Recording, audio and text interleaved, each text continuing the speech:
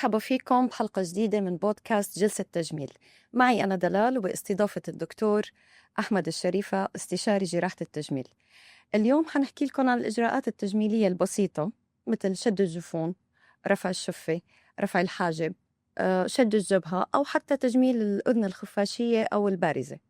طبعاً كلها عمليات تعتبر إجراءات بسيطة، ما تعتبر إجراءات كبيرة، بتساعدك على استعادة ثقتك بنفسك، سواء كنتي محتاجتيها كشيء أساسي أو ثانوي. مرحبا دكتور، أهلا وسهلا. يعطيك العافية.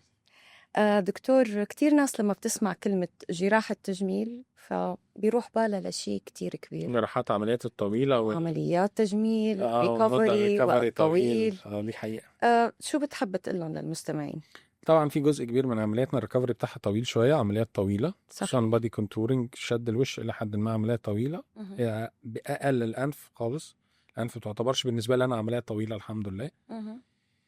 إلى إنما في عمليات تانية صغيرة وقصيرة جميلة جدا زي التثادي في الرجالة أو السيليكون امبلانس في السيدات، والإجراءات البسيطة خالص اللي في الوجه اللي ممكن ندمجها مع جراحة شد الوجه والرقبة. لأن الوجه دايما الناس تتكلم عن الخط اللي هنا الماريونيت نيزوليبيال والحواجب مثلا، تنسى الجفون، تنسى الشفايف وعلاقتها بالمظهر الجمالي للوجه، مهم. الأذن وعلاقتها بالمظهر الجمالي للوجه. ده كله مهم جدا، فعشان كده ممكن ندمج ده مع شد الوجه، حتى عملية تجميل أنف، وإن كان أنا بحب دايما أفصلهم، ولكن في بعض الأحيان لو الحالة مضطرة بنعملهم مع بعض. فممكن نعمل فول فيس بيوتيفيكيشن بالسيرجرز، يبقى أساسها عملية شد الوجه والرقبة، ومعها شوية العمليات التانية اللي لو اتعملت لوحدها فعلا هي عمليات بسيطة، تخدير موضعي، ووقتها قليل جدا. تمام. طيب دكتور، خلينا نبدأ بالعيون. لو جينا حكينا عن مثلا شد الجفون، هل في تغيير أو بيكون جذري بالنسبة للمريضة، أو خلينا نقول تغيير بسيط ممكن ما حدا يلحظه لو هي عملت هذا الإجراء؟ لا طبعا مفيش عملية في الدنيا تغييرها مبقاش تغيير جذري، مهم. بس تغيير جميل. ممكن مش لازم نسيب علامة، وده العملية ناجحة ان انت ما تسيبش علامة توضح ان دي عاملة عملية جراحية. تمام. بالنسبة للعيون او الجفون لازم نفرق ما بين الجفن والحاجب. في احيانا مريضة بتخلط ما بين ان الحاجب بتاعها ساقط ما بين عملية الجفون. عملية الجفون العلوية هي عملية لإزالة الجلد المترهل من الجفن العلوي. طب أعرفه إزاي؟ ببساطة المريضة بتغمض، بتشد الجفن بتاعها، جلد الجفن، وتسيبه. لو رجع بسرعة يبقى الجلد كويس وقوي. تمام. لو لقته ما رجعش لوضعه الطبيعي أو مترهل أصلا من الأول يبقى ده قص الجفون. عملية بسيطة جدا، تاخد حوالي 30 ل 45 دقيقة، تخدير موضعي، نتوقع بعدها بس شوية تورمات بيروح في خلال 3-4 أيام، والخيط بتاعها بيتفك نون ابزوربل. لو انا هستخدم نون ابزوربل سوتشر بعد 6 ل7 ايام. عمليه فيري بيوتيفول. اوكي، بسيطة فعلا. جدا. وبتوقع دكتور لو كان عندها جفون مترهلة، لا يعني الفرق حيكون كتير بيبقى واضح كبير وكتير حلو. بالظبط. طيب، في بنات مثلا بتكون متخوفة بما أنه العين هي جزء بارز بالوجه، أنه شو بالنسبة للندبات؟ هل بص، ممكن إن تدخل اولا ندبات؟ في كل عمليات الوجه تشترك في ان الوجه من احسن الاماكن في التئام الجروح غير اي منطقه تانية في الجسم. حلو.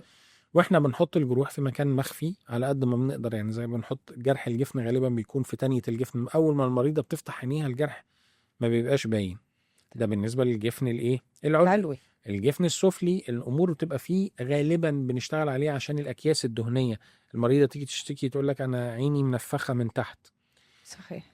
احيانا النفخه دي بتكون اكياس دهنيه فقط، مفيش اي ترهل في الجلد، مش محتاجه شد رباط العين الخارجي، وبالتالي ممكن نعملها من داخل الجفن، من الداخل من الملتحمه، وساعتها ما يكونش في جروح خارجيه اطلاقا. لو معانا كمان بعد الاكياس الدهنيه دي ما نشيلها حاسين ان في ارتخاء في الجلد او محتاجين نعمل زي شد رباط العين الخارجي، ساعتها خصوصا في السيدات الكبار في السن، ساعتها بنعمل الجرح من تحت الرموش، ما بنعملوش من هنا ابدا، بنعمله من تحت الرموش. بنشيل فيه بنقص المليمترات من جلد المترهل، بنشد رباط العين شوية، وبنشيل الأكياس الدهنية، مش بنفضيها ولكن بنشيل الدهون البارزة اللي فيها. عملية بتطول شوية عن الجفون العلوية شوية، بيكون فيها شوي اكسترا تايم. اكسترا تايم، اكسترا بروزس، عاوزة مهارة اكتر من الجراح. وفي نفس الوقت احنا عشان الجفون العلوي ممكن اشتغل فيها على الاكياس الدهنيه، ولكن اغلب الاكياس الدهنيه بتكون سفليه وبنشتغل عليها الجزء السفلي، فالعمليه بتكون التورم فيها اطول شويه، ولكن برضو تصل عمليه جميله جدا ولطيفه، والعيانه ما بتشوفش الجرح تاني. طيب دكتور، هل بتحس في عمر معين لهذا الإجراء لا لا أو اطلاقا.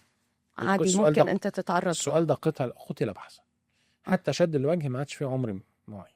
ممكن تشوفي سيده عندها 50 سنه ووشها حالته احسن من سيده عندها 35 سنه. صح. وانس ان انت محتاجه تعملي الشد اعمليه. بس ده برضو بياخدنا في قصه تانية، اللي هي الهوس، او ان مريضه يعني عاوزه تخش تعمل شد وجه عشان ترفع وشها سنتي. ده مش طبيعي. صحيح. تمام. لكن انت فعلا تستحقي ان انت تعملي شد الوجه حتى لو سنك صغير، اعمليه. بالعكس في وجهات نظر تقول ان شد الوجه في السن الاصغر شويه بتكون الانسجه قويه او تستجيب للشد، فيبقى النتيجه احلى. تمام. نرجع تاني منطقه العيون عشان الناس ما تتوهش مننا. فكره الحاجب ان لو في سقوط في الحاجب بيدي فولس امبريشن ان العين قافله، فالناس تقول لك انا عاوز اقص الجفون. لا، انا عاوز ارفع الحاجب. رفع الحاجب له كذا طريقه. ممكن وانا بعمل الجفن العلوي ادخل ارفع الحاجب رفعه بسيطه من داخل جرح قص الجفن العلوي، وان كان مش احسن حاجه، لان انا زي ما اكون بزق الحاجب كده. هي الانسجه الترهل دايما اي نقطه مترهله دوري على فوق، ما تدوريش على تحت. ودي أكيد. نصيحه انزل للاطباء. من فوق لتحت. يعني اي نقطه مترهله سببها فوق مش سببها تحت. فلما بنعمل النوع ده ان انا ارفع الحاجب الى حد ما النتائج بتكون ضعيفه لما بكون من داخل قص الجفون.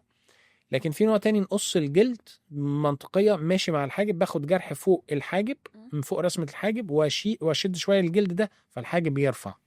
عيبها انها بتسيب جرح حتى لو مش ظاهر قوي بس ماشي مع خطبة صغيرة أتوقع. لا، بيبقى جرح حوالي 2 سنتي مثلا، انه بياخد الجزء الخارجي دايما من الحاجب، بيبقى حوالين الحاجب من بره حتى لو كان مخفي، بس يظل جرح في جزء ظهر. وفي الطريقة الأخرى إن أنا تمبرال بروليفت، إن أنا بخش من جوه الشعر، ببدأ أسلك كل الأنسجة دي وببدأ أحركها لفوق، لأن سببها إن الحاجب نازل، إن الأنسجة دي مترهلة، ببدأ أرفعها لفوق. فعملية بتاخد حوالي 45 دقيقة برضو، بترفع أنسجة الوجه تماما. إن أنا بشد الأنسجة اللي هي من هنا لفوق كده. بس ستيل يعتبر إجراء بسيط. إجراء نتيجة بسيط حلوة ولطيف ونتيجته حلوة. أنا بحس لأنه دكتور، يعني أنا خليني أحكي عن النساء بشكل عام. يعني بحس موضوع العيون هو كتير شيء بيأثر، حواجب العيون، يعني الجزء العلوي من الوجه. لا، هو بالظبط هو هوس يعني. لا هو بص اقول لك حاجه. العيون هي اولا وسيله التواصل بين البشر. صحيح. تمام. صحيح. الجزء الظاهر والاكثر ظهورا بيرسم الوجه ده شاب يقظ منتبه، ولا وجه مرهق ومحتاج نضاره. يعني العين مرايه من المرايات بتاعه، او المنطقه حول العين دي مرايه من مرايات الحاله العامه للجسم والحاله النفسيه ايضا للانسانه. فالشغل عليها بيجيب نتيجه هايله وبيفرق كتير جدا مع المريض. طيب دكتور، لو جينا ننتقل خلينا نقول نتكلم عن الشفايف. اوكي. أكيد حضرتك مواكب وعارف موضوع الترند اللي كتير شائع هلأ، اللي هو رفع أو قلب الشفة، أو أحيانا بتوقع بيعملوا الإجراءين بإجراء. لا، هو ما هي فكرة أول ما بترفعي الشفايف أو بتأثري المسافة دي، أنت بتقلبي الشفة لفوق، فبتديكي إحساس الفيلر. هي عملية لطيفة مش وحشة. تمام. في حدودها برضو. وأحيانا لها نوعين من الجرح. ممكن أرفع الشفايف من جرح ماشي مع ألم التحديد بتاع السيدات اللي بيبقى حوالين الخط الأبيض بتاع الشفايف، فممكن أقص الجلد ومشي الجرح ويكون مخفي جدا، وده الغرض منه الأساسي إن أقلب الشفة لفوق وأديها الفولنس اللي بيديه الفيلر. ودي تجربة لطيفة وبتفرق مع بعض المرضى، خصوصا لو الخط ده عندها واضح وقوي فالجرح بيكون مخفي فيه. تمام. وفي رفع الشفاء بجرح ماشي مع الأنف، مع فتحات الأنف والجزء اللي في المنتصف، وده ليه غرضين: ان انا اقلب الشفايف واشدها لفوق برضه، وفي نفس الوقت بيأثر المسافة ما بين الانف والشفايف، لان في نسبة معينة او مقاس معين لو زاد ده من علامات تقدم العمر وسقوط البشر او سقوط الوجه. أو ممكن يكون بشكل عام هي شكل وجهها هيك وحبت بعدين تغيره، او ان انا حابب او حابب ان انا ارفع الشفايف. فهنا لو الجرح من هنا بيكون له هدفين، ولكن انا احب دايما احطه في المريضة اللي عندها جروف هنا يسمح ان انا الجرح يبقى مخفي. لكن لو الانف نازل من غير جروف واضح خلاص حوالين الإيلة او فتحة الأنف هنا يبقى ما بحبش احط الجرح، لانه ساعتها ممكن يكون ظاهر شويه. لكن لما الجرح بيكون نايم جوه الجروف ده او التجويف ده، فاحنا خفينا هيك فاغلبه نتيجة بالظبط. حلوة. طيب دكتور، ممكن انه نحن نجمع خلينا نقول رفع او قلب الشفة مع عملية تجميل الانف بشكل عام، يعني اجراء بسيط ما مع اجراء احبهاش. ما بتحبها، ما لا تنصح فيها؟ لو انا هعمل تجميل انف عادي ممكن، لكن هعملها وانا بصغر فتحات، فانا بغير كذا دايمنشن، حاجه تكنيكال ما احبش ان انا اعملها. لا انا اعمل تجميل انف واصغر الفتحات بتاعتي، لو اصغرها تاخد الوضع الطبيعي، وبعدين اقدر اجي ارفع الشفايف لو هعمل الجرح من هنا. طيب نحن ممكن ندمجها مع خلينا نقول حقن الشفايف بالفيلر؟ لا، لان هما الاثنين عكس بعض، او هما الاثنين غرضهم واحد. يعني ما ينفعش اعملها الا لو انت عاوزه فيك لوك قوي، تمام؟ او خليني اقول لك، ارد عليكي بصوره ادق، وانس ان انا عملت عمليه رفع الشفاه، لو حبيت احط فيلر هيبقى جاست فوليوم، احطه في الاجزاء دي، مش هحطه عند الوايت لاين عشان اعمل ايفرشن لللب. اوكي. يعني هي عمليه بترسم وبتحدد وبترفع الشفايف. لو ايفن في فوليوم لوس ممكن نستخدم ساعتها فيلر الشفايف. تمام.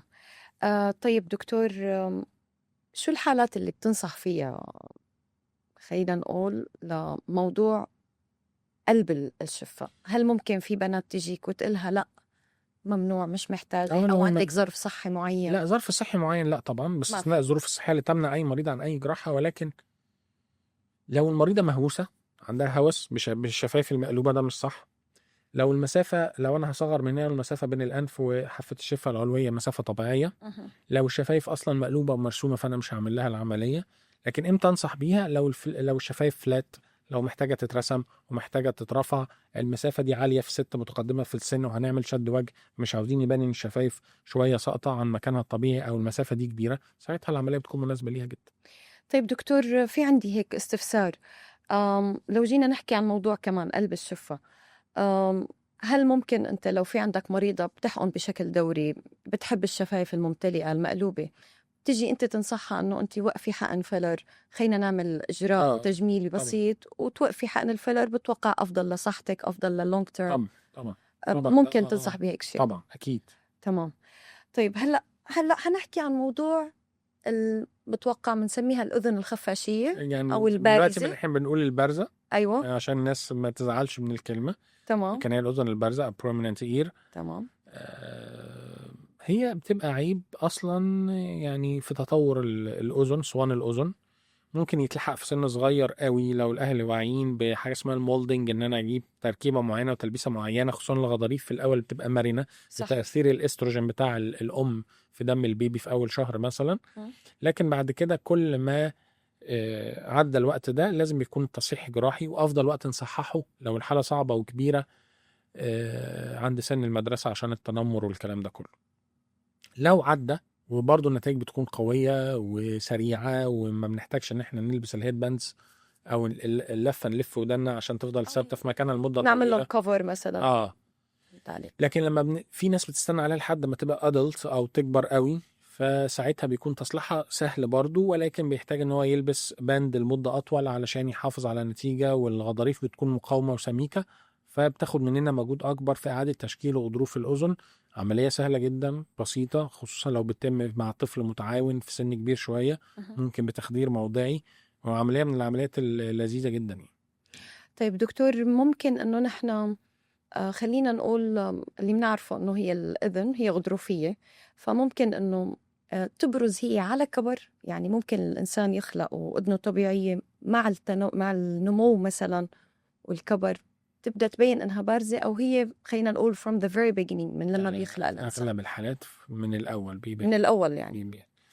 لكن في سؤالك حلو، لو حصل تروما بشكل معين للاذن ممكن، خصوصا لو ريبيتد تروما، اوكي. لو الديفكت كان بسيط قوي ومش واضح، ومع كبر الأذن وكبر الشكل وشوية يبدأ يبان على إنه بدأ واضح أكتر. شباب في حاجة تانية لما يبدأوا يحلقوا شعرهم أو شعرهم يقصر يقول لك أنا بدأت أحس إن المشكلة زادت. صح. لكن في الأغلب هي مشكلة بتبقى باينة من day one يعني فعليا أنت بتنصح إنه الأهالي يكون عندهم الوعي المناسب طبعا. يشوفوا بعمر مناسب، ممكن طبعا. حتى لو الطفل أو الطفلة عمرهم صغير نحن نلحقهم بهذا الإجراء. المناسب في العمر الصغير، المناسب ليهم الصغير أنت بتنصح فيه طبعا. طيب دكتور، يعني بشكل عام خلينا نقول إنه هاي الإجراءات نتيجتها حلوة. للناس اللي متخوفة منها فينا نشجعها على الموضوع، طبعا في حالة بتحتاج هذا الإجراء. بالظبط. يعني اجراءات بسيطه، الريكفري بتاعها نحطه مع السيليكون مع التثات، دي اجراءات جميله ولطيفه توفر علينا جزء كبير في ان احنا ما نستخدمش حقن الفيلرز والبوتوكس بصوره مبالغ فيها. اجراءات سريعه مش لازم نستنى لسن متقدم، واجراءات يمكن دمجها مع شد الوجه والرقبه. طيب دكتور، لو فينا نختم هاي الحلقة بنصيحة للمتابعين والمستمعين، شو ممكن تكون بخصوص هاي الإجراءات التجميلية الإجراءات دي البسيطة؟ كلها بتغير الملامح برغم إنها إجراءات بسيطة، فلو سمحت ما تغيريش ملامحك بصورة فيك أو مبالغ فيها، أو عشان تمشي مع ترند معين. يعني فعليا شوفي المناسب إلك وننفذيه واللي أنت بتحتاجيه، بالظبط. طبعا مع استشارة الدكتور مناسب، وعنده يعطيك خبرة الشيء في الحالة المناسب بالظبط. لحالتك. شكرا كتير دكتور، كتير انبسطنا اليوم في الحلقة وجاوبنا على كتير استفسارات ممكن تدور ببال أي حدا بيحكي عن الإجراءات التجميلية البسيطة، ويعطيك ألف عافية. شكرا جدا. وكنا مع استشاري جراحة التجميل الدكتور أحمد الشريفة، وأنا معكم دلال. شكرا.